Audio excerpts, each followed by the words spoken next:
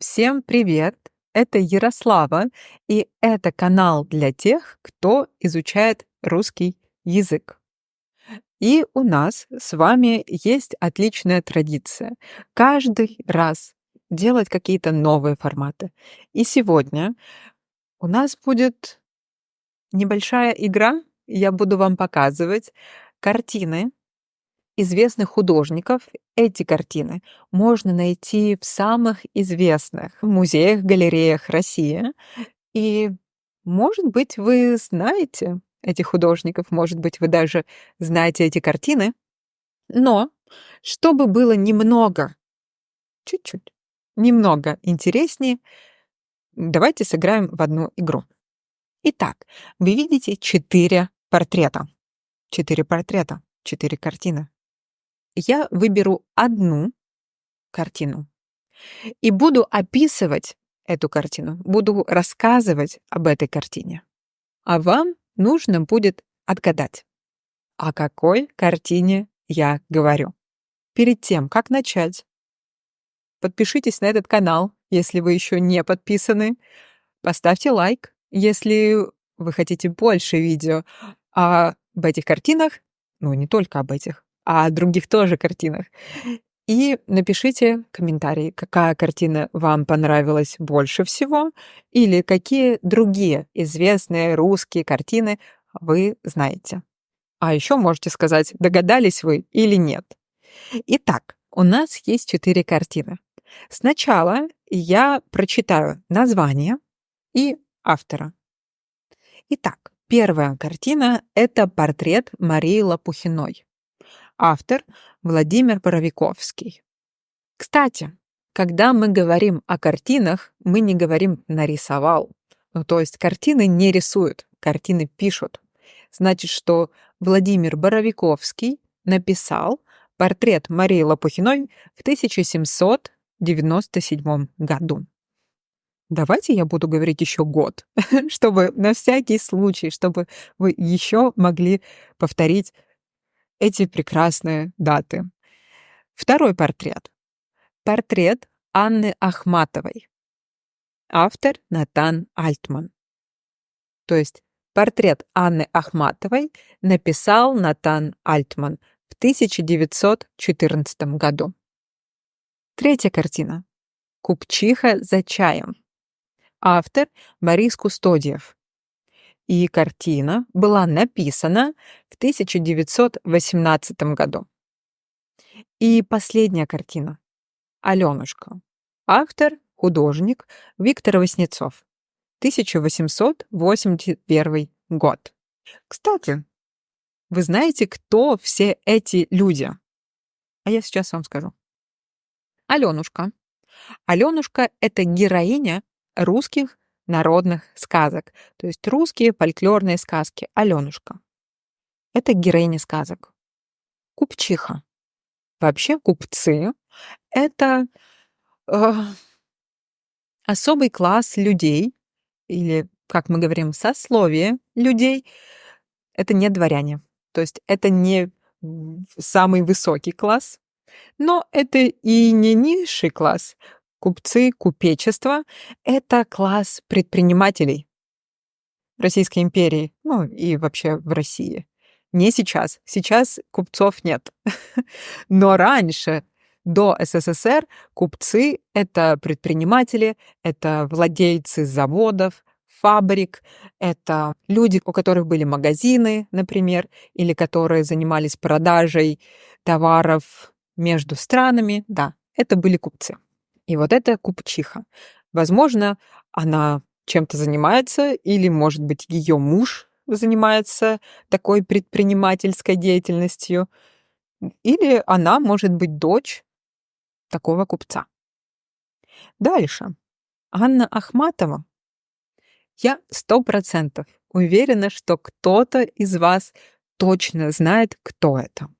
Анна Ахматова — это, наверное, самая известная, самая знаменитая поэтесса начала XX века. Начало XX века — это, по-другому мы говорим, Серебряный век. Литература XIX века Пушкин, Лермонтов, Гоголь, даже Толстой, Чехов. Это золотой век, а потом был серебряный век. И Анна Ахматова, как и многие другие модернисты, была в этом серебряном веке. И первый портрет, который у нас был, это портрет Марии Лопухиной. Он был написан в 1797 году, то есть в конце XVIII века, даже не XIX век. Хорошо. И Мария Лопухина из сословия дворян, то есть мы говорили, что купчиха — это класс предпринимателей, дворяне — это класс аристократии. И она из очень известного дворянского рода. Она, сложно сказать, наверное, она какая-нибудь троюродная бабушка Льва Толстого. Да, это Мария Лопухина была из рода Толстых. То есть она из той же семьи, что и Лев Толстой. Но Льва Толстого, я думаю, вы знаете. Это писатель, автор Анны Карениной, автор романа «Война и мир». И видите, у нас здесь поэтесса из Серебряного века, а здесь какая-то двоюродная бабушка Льва Толстого. И сейчас я не могу не сказать, что у меня есть вебинар о русской литературе и о фразах из русской литературы. Все ссылки в описании, вы знаете, где что найти. А сейчас давайте начнем. Я выбрала один портрет. Мне надо время. Знаете, все такое вкусное. Как выбрать? Хорошо, все, я выбрала портрет, и я буду его описывать. Во-первых, на этом портрете нет мужчин. Главное на портрете — женщина, ну, или девушка.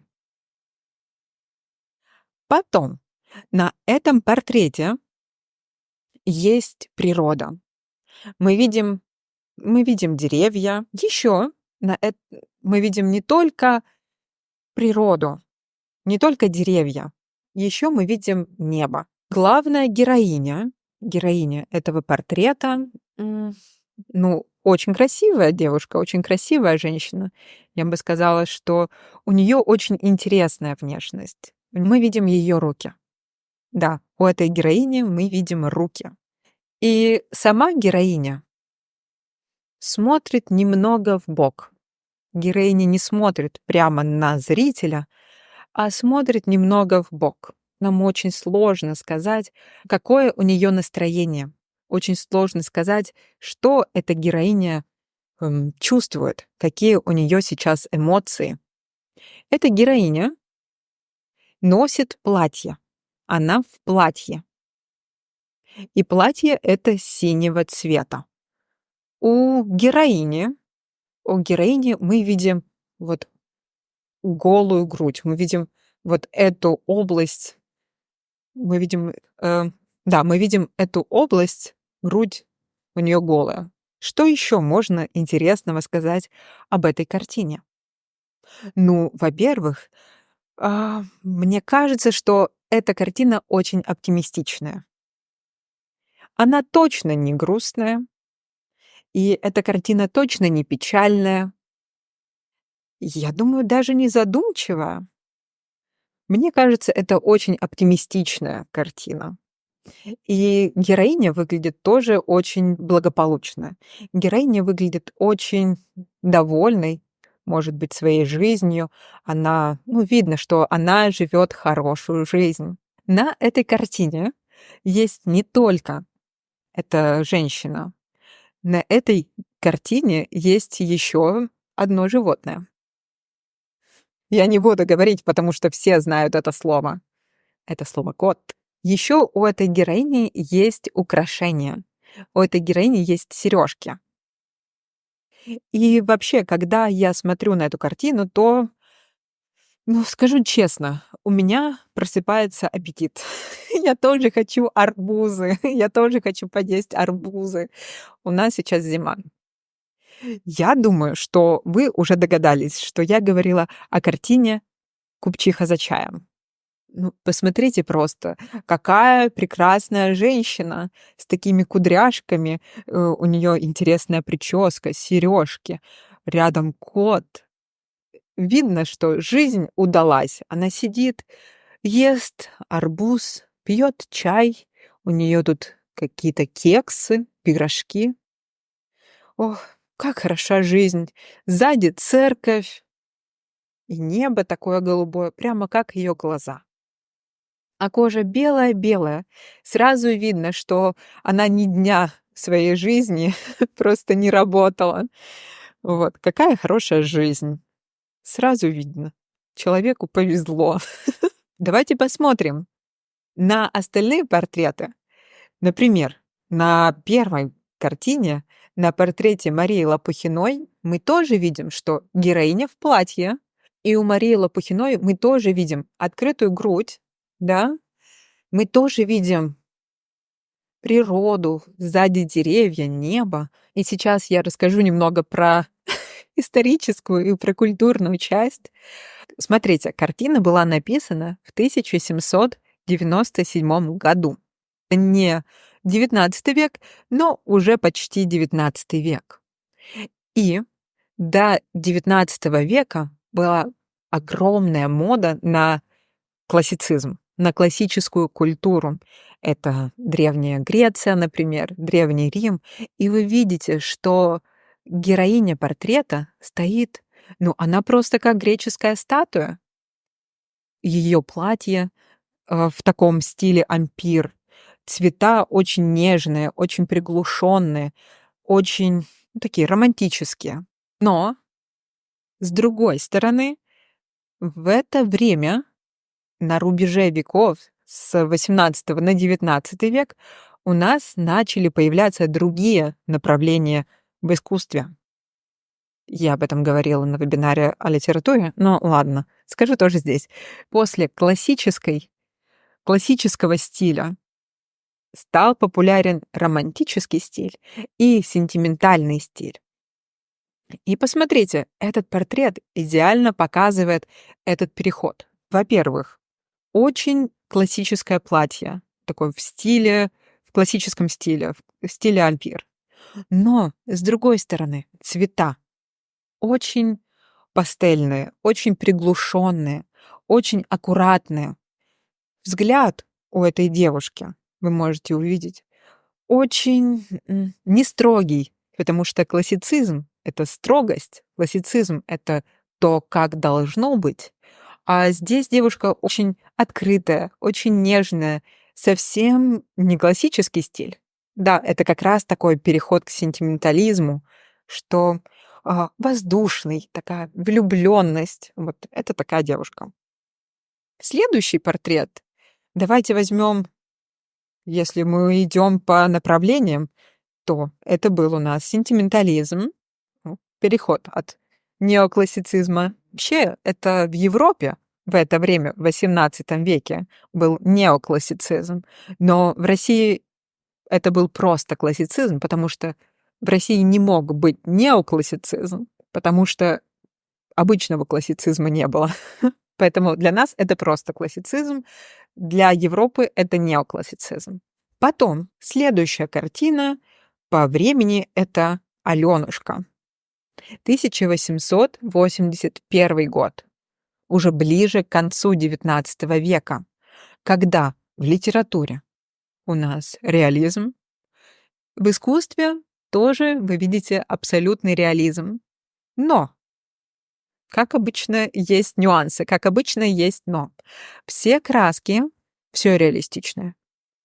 А, Сам лес очень реалистичный, но Алёнушка — это вообще-то у нас персонаж из русских сказок. Как персонаж русских сказок может быть в реалистическом направлении? Как сказки могут быть в реализме? Хороший вопрос, и у меня есть ответ. В конце XIX века, 1881 год, это уже ближе к концу XIX века, идет переход от реализма к модернизму. И вот модернизм — это мистика. Ну, уже всем надоело уже говорить про все эти проблемы общества, сколько можно. Поэтому искусство стало исследовать какие-то мистические формы.